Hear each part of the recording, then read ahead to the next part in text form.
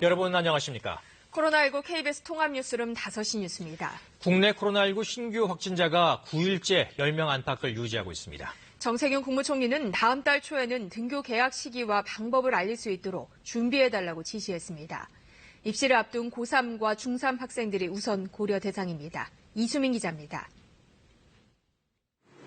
오늘 0시 기준 국내 코로나19 확진자는 어제 10명이 늘면서 모두 1,738명입니다.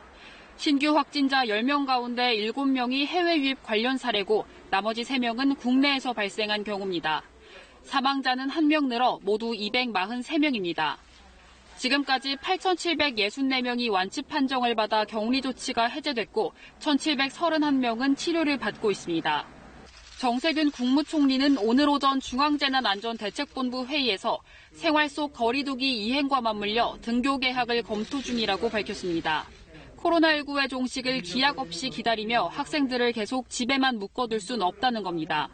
이에 따라 늦어도 다음 달 초에는 등교 개학의 시기와 방법을 국민에게 알릴 수 있도록 진행해달라고 교육부에 지시했습니다. 특히 입시를 앞둔 고3과 중3 학생들을 우선 고려해 이들부터 차례로 등교시키는 방법에 대한 의견을 모아달라고 강조했습니다. 정 총리는 등교 개학을 한다면 적어도 일주일의 준비 기간이 필요하다는 것이 현장의 의견이라고도 전했습니다. 이와 함께 정부는 국내 코로나19 확산세는 주춤하고 있지만 아직 감염 경로를 알 수 없는 사례가 발생하고 있어 경계를 늦출 순 없다고 밝혔습니다.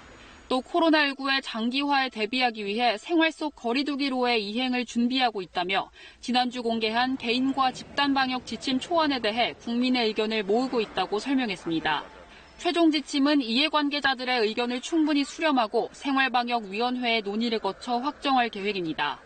한편 정부는 3월 18일부터 대구 지역의 요양병원 등 고위험 집단시설 394개소에 대한 전수조사를 벌인 결과 지난 25일을 기준으로 모두 322명이 확진 판정을 받았다고 밝혔습니다. 이 가운데 소규모 집단 감염이 발생한 시설은 증상 유무와 관계없이 일주일에 2번 주기적으로 재검사를 시행하겠다고 덧붙였습니다. KBS 뉴스 이수민입니다.